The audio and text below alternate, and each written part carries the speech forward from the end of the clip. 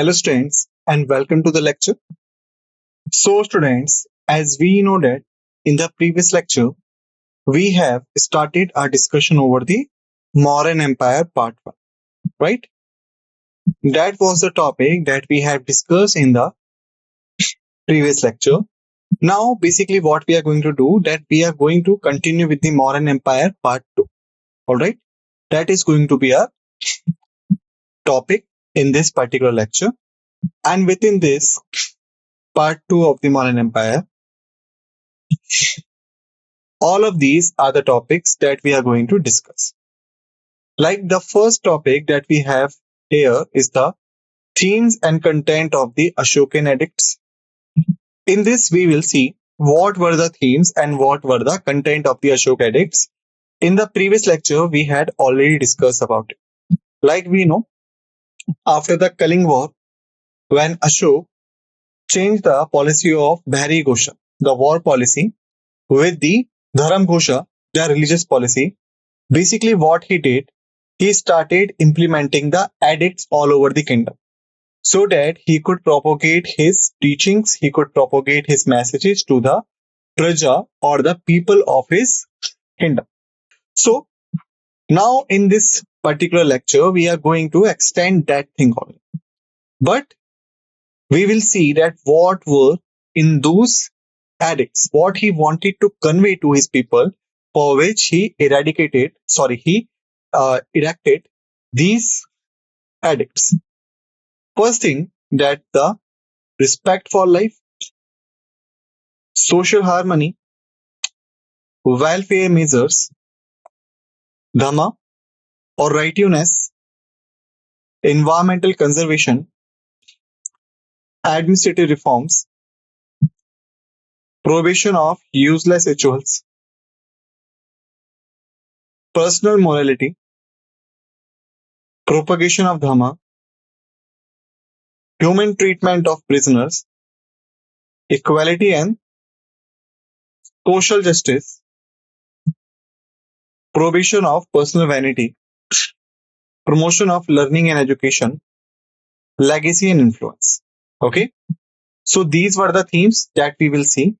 Basically, apart from these themes, the another thing that we have for discussion is the post-mauryan period.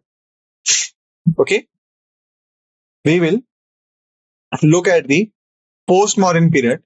In this, we will see the Shunga dynasty, 185 to 73 BC, political and religious policies, administration and the governance, art and architecture, decline, legacy, Kanva dynasty. All these things belong to the one dynasty. Thereafter, the Kanva dynasty, the capital of Kanva dynasty, the political situation of the Kanva dynasty, what was their patronage and the cultural contribution to the ancient India. Thereafter, the Satavahan dynasty, 232 to 220 BC. We will see the political structure, military and diplomacy, cultural and religious patronage, and the economic prosperity. Okay, so all these are the topics that we are going to discuss in this particular lecture. But before starting them, there is a small disclaimer. And the disclaimer is, the images used in a slide deck are for educational purposes only. We respect the intellectual property rights of the original creators and the owners of these images. If you are the owner of any of the images used in this deck and you have any concerns or issues, please contact us at sathee@iitk.ac.in and we shall remove the images. Okay. Now, let's move forward. So, themes and content of the Ashoka Edicts. So, if we start this discussion, the first is the respect for life. Like after the Kaling War, when he saw the devastating destruction and the war and the killings of many, then he got in the favor of to advocate against killing animals, and basically he encouraged the kindness towards all living beings. Okay. He promoted vegetarianism and emphasized the value of non-violence and ahimsa. Why vegetarianism? Because if we go to the non-vegetarianism, basically we have to kill animals. And animals are also the living beings. And Ashok was against the ahimsa of killing someone. So that's why he supported the vegetarianism. After this, the social harmony.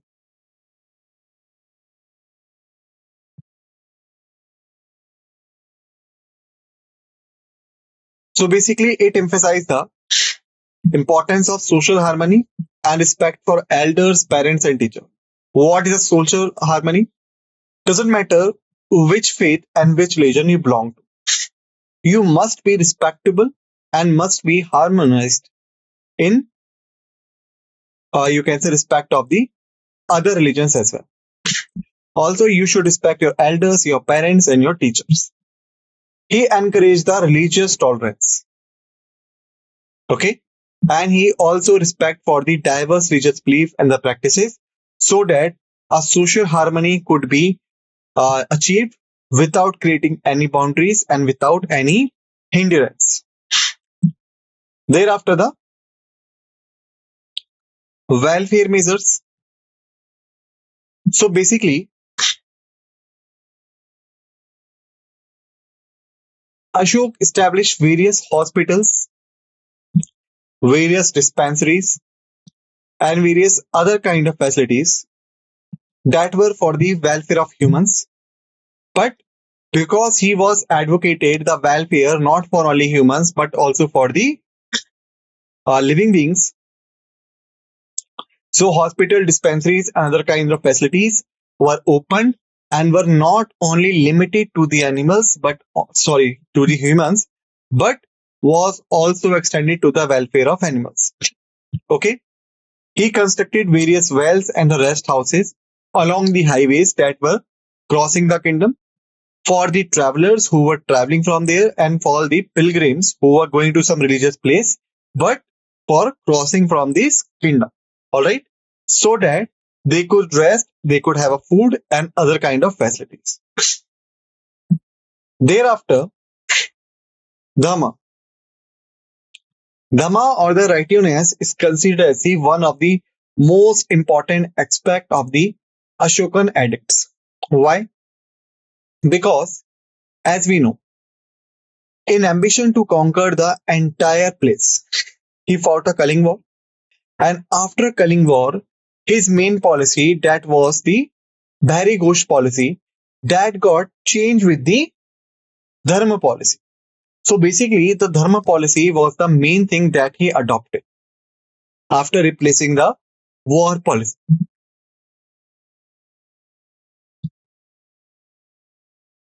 So that's why it is said that it is one of the most important principle of his edicts. So basically, in this Dharma policy or the righteousness, he promoted the concept of Dhamma. Like what concept, what practices, what habits you must adopt in your life so that you could ensure that whether you are on the right path or not, or the rightness of your actions could be justified. Okay. And Dharma was used by him as a guiding principle. Guiding principle means, like we can say, if Ashok claimed that he wanted his praja or his people to follow the right path, to follow the right actions, to adopt the right practices, then how we could justify that these practices are right, this path is right, these habits are right? How we could? Until or unless we do not have a detailed form, right? So basically, in order to set out those guiding principles, he promoted the concept of Dhamma, where these guiding principles were mentioned so that the people could understood what is the ethical conduct and what is the moral behavior. All right. So both of these two things, ethical conduct and the moral behavior, these must to be indulged in the habit or in the practice of the humans. He also encouraged people to practice Dhamma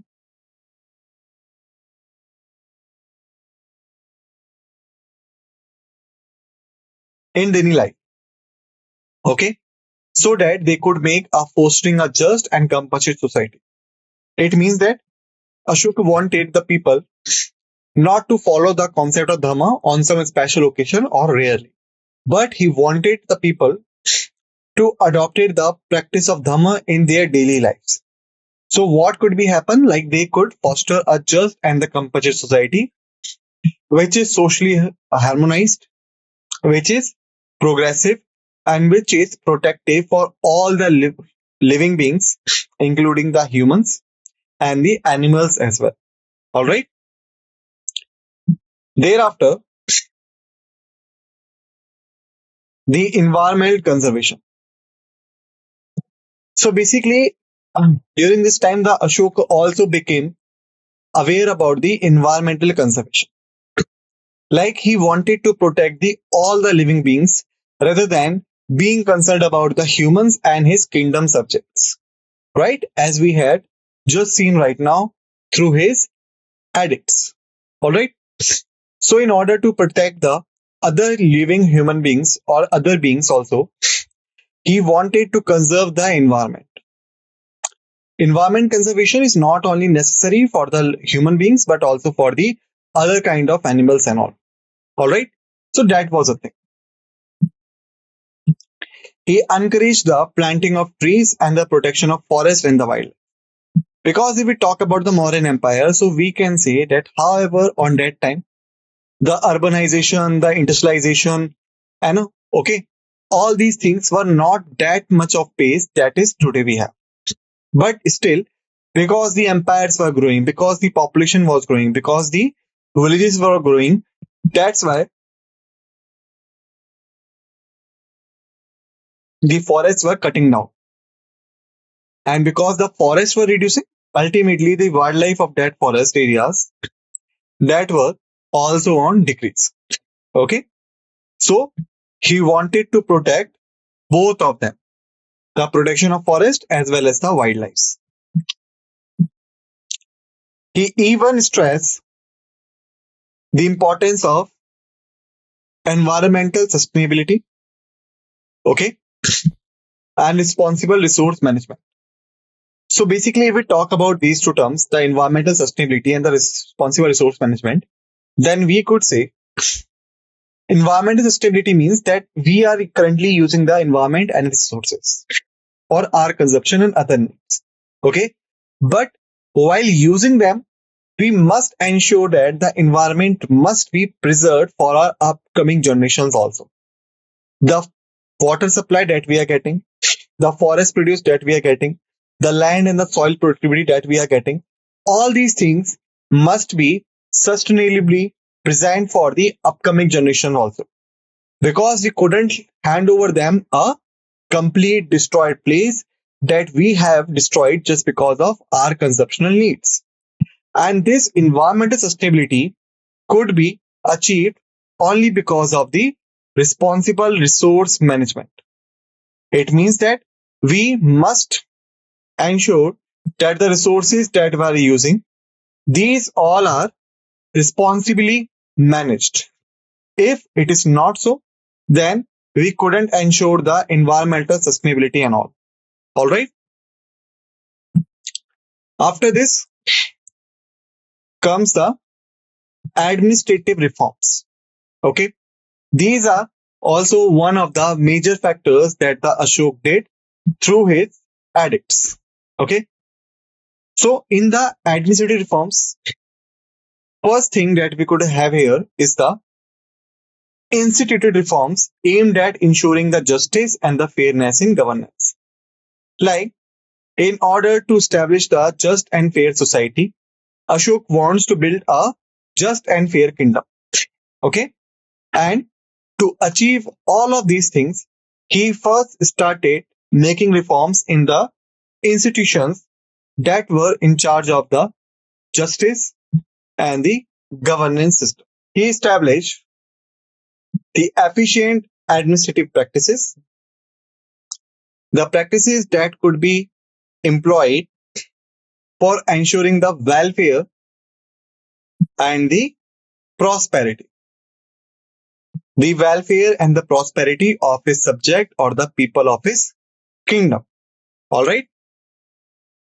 Thereafter, the prohibition of useless rituals. Now, this is interesting to see. We just have seen that Ashoka, through his edicts, wanted to create a just and fair society. Again, I'm repeating the same term because this same term is the main base and the main value based for understanding the common thing that we have here is the themes and the content of Ashokan edicts. Okay? Because after being converted into the Buddhism, what Ashok wanted the most to create a change in the society. And this change was having the main aim of creating a just and the compassionate society. Okay. So that's the thing. So in order to create the just and compassionate society, basically Ashoka promoted the open policy for respecting the religious beliefs, the practices, religious tolerance, and the social harmony. But on the other hand, basically, he was also in favor to prohibit the useless rituals. It means, moreover, the people must be emphasized on worshipping of the god directly instead of performing the rituals that are not having any relevancy with the god as per the Ashok-Mauryan philosophy. So, basically, he criticized the excessive number of rituals and the sacrifices that did not contribute to the spiritual growth or the social welfare. Okay? It means that in view of Ashok, those rituals and those sacrifices that were not having any contribution towards the spiritual growth of the human beings or the society, as well as the social welfare of the human beings in the society, then those rituals and sacrifices must not have any place in the society because they are of no use. Okay? And when he prohibited those useless rituals, what he encouraged for? Basically, he encouraged the meaningful religious practices and the ethical conduct over mere ritualistic observances. Okay? It means that the religious practices and the ethical conducts that are having the ritualistic observance and that could promote the spiritual growth and the social welfare. After this comes the personal morality. If we talk about this, then we can say basically he exhorted those officials and the administrators, okay, those are in charge of the important position in society, so that they could lead for the morally upright lives and they could serve the people by having the honesty and integrity in their conduct. He also demonstrated his commitment to the personal morality as a basis for his effective leadership and governance. Like we can say, he just not only wanted to promote the morality towards his subject and his officials only, but he also wanted to incline the personal morality on himself as well as the basis for his effective leadership and the governance. Okay. After this, the propagation of Dhamma. Okay, like how does he propagate the Dhamma from this? So, in order to propagate the Dhamma to further places, apart from propagating it through the edicts that he had planted throughout the kingdom, Ashok sent missions or the Dharma Mahamatas, okay, to the neighboring kingdoms and regions so that they could spread the principles of Dhamma that the people should follow.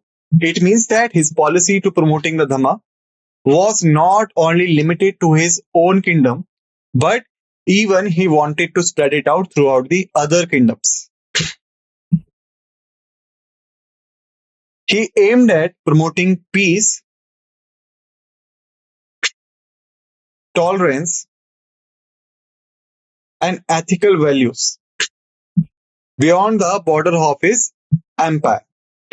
Okay, so that the concept of global peace and the global social harmony could be achieved from his. All right. Thereafter, 10th was human treatment of prisoners. Like he instructed his officials to treat prisoners and the captives with kindness and fairness. It means that he wanted them to avoid adopting some stringent actions and inhuman actions on the prisoners and the captivities. He encouraged the rehabilitation and reintegration of society. It means that those who committed something wrong, those who got captivated because of their some activities, they must be rehabilitated and must be reintegrated into the society. Okay, so he promoting the compensation. It means that just forget what the person has done. Just remember what the person want to do now and what is his current behavior. And also he promoted the forgiveness so that apart from the things the person has committed, we could focus on his other things. All right. After this, the equality and the social justice. Basically, he emphasized the importance of the social equality and the social justice for all the citizens in the kingdom, regardless which caste they belong to, what status they have in the society. He upheld the rights of minorities and the marginalized communities within the empire so that everyone could be there for the social security and the social justice. Thereafter, prohibition of personal vanity. Basically, he discouraged the pride and the arrogance among the officials and the subjects within his kingdom. He encouraged humility and modesty as virtues that are essential for the personal and the social harmony of the people. All right. It means he wanted people to ignore their status and all so that they could avoid the pride and the arrogance within themselves and they could remain kind for making the personal and the social harmony throughout the kingdom. Thereafter, promotion of learning and the education. Basically, Ashok emphasized the support to the spread of knowledge and the education among the populace of the country or the kingdom. He established the institutions for learning and intellectual pursuits contributing to the intellectual growth of the society. The entire area that you are seeing here was under the direct influence of the Ashok philosophy. If we talk about the legacy and influence, so the Ashok rock edicts have left a lasting legacy in Indian history and in Indian culture. Okay. They continue to inspire the discussion on the ethical governance, religious tolerance, and the promotion of peace harmony in the contemporary society.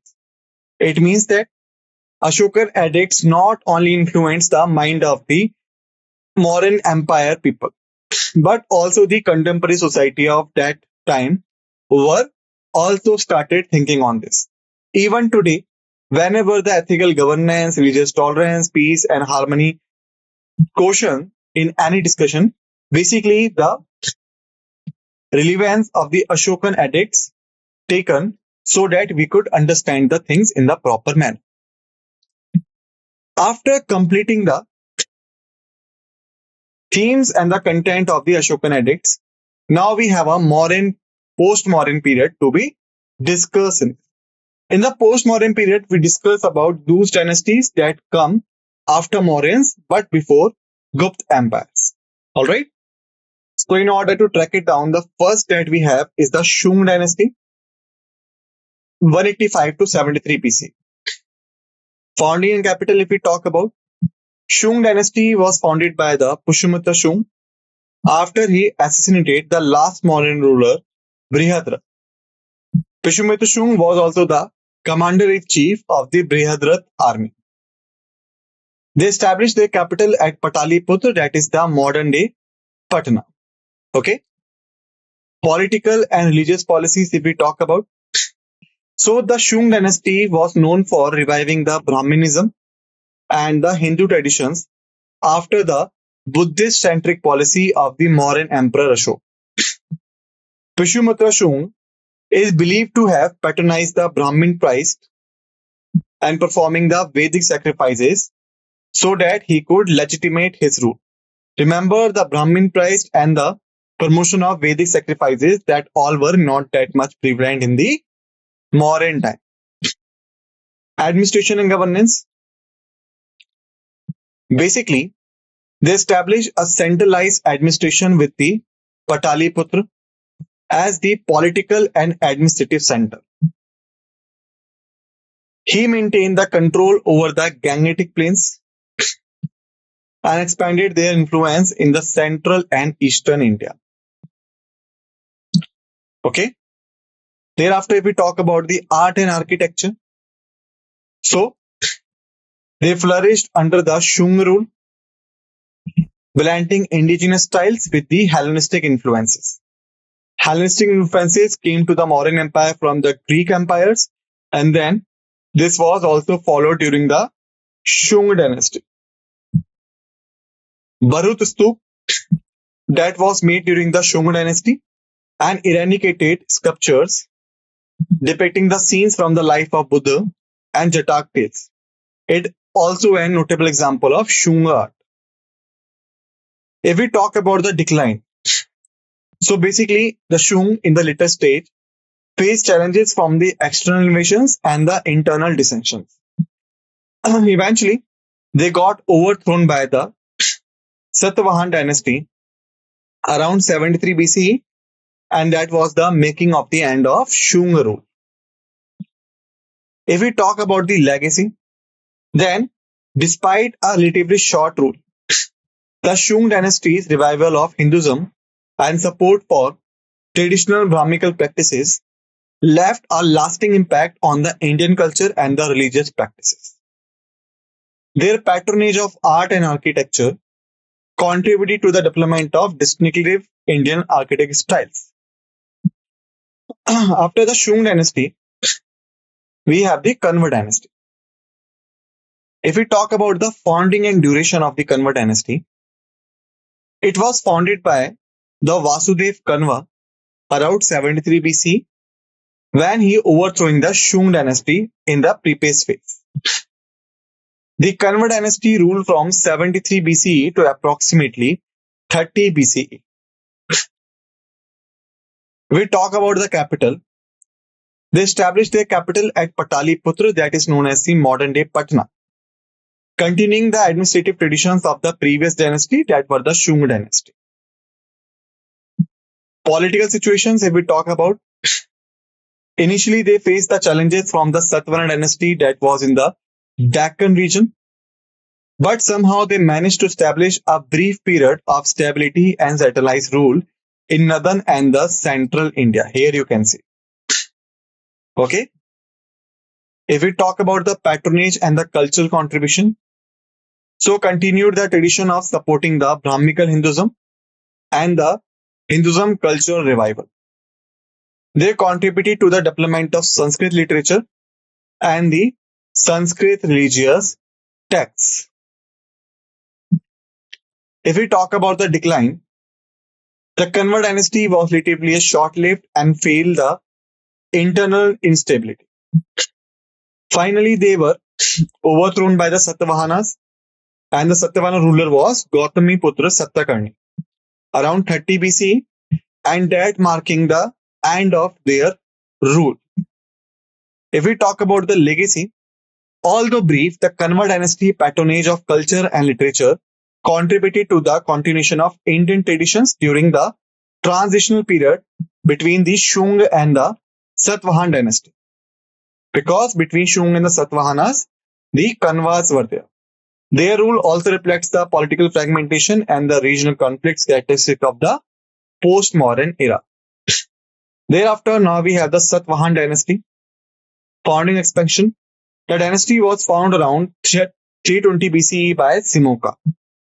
Initially established in the Deccan region of South India, with their capital at Pratisthana, that was modern-day Patan, in Maharashtra. If we talk about the political structure, initially, a tribal chiefdom evolved into a powerful empire encompassing a large part of central and the southern India. Here you can see it. They ruled through a decentralized administration with local governance and the provisional rulers also, because that were also the tribal chiefdoms. Here it is written down in Hindi, but it was Satavahan dynasty. They were known for their military prowess and strategic alliances with the regional powers, maintained the diplomatic relations with the Roman Empire, and conducted trade along the western coast of India. If we talk about the culture and religious patronage, they patronized Hindu, Buddhism, Jainism, fostering a pluralistic culture environment, contributed to the development of local art, architecture. Examples are temples at Ajanta, Ellora, literature in Sanskrit, and Prakrit language. Economic prosperity. They thrive on the trade routes that were connecting the Deccan with the North India and with the Roman Empire. Economy was based on the agriculture, trade in spices, textile, and the precious stones. If we talk about the decline, so they faced the internal conflicts and the external invasions that basically weakened their centralized authority. Decline accelerated by the rise of regional kingdoms and the foreign invasions that were coming from the north. If we talk about the legacy, this Satavahan dynasty left a lasting impact on the Indian history and culture, particularly in the Deccan and the southern region. Patronage of art, literature, and religious diversity contribute to the rich culture heritage of the ancient India as well. Okay, so students, basically in this lecture we have finished it here. Revise the facts and figures that all we have discussed in this lecture and be ready for the next lecture. With this note, let's end this lecture and thank you.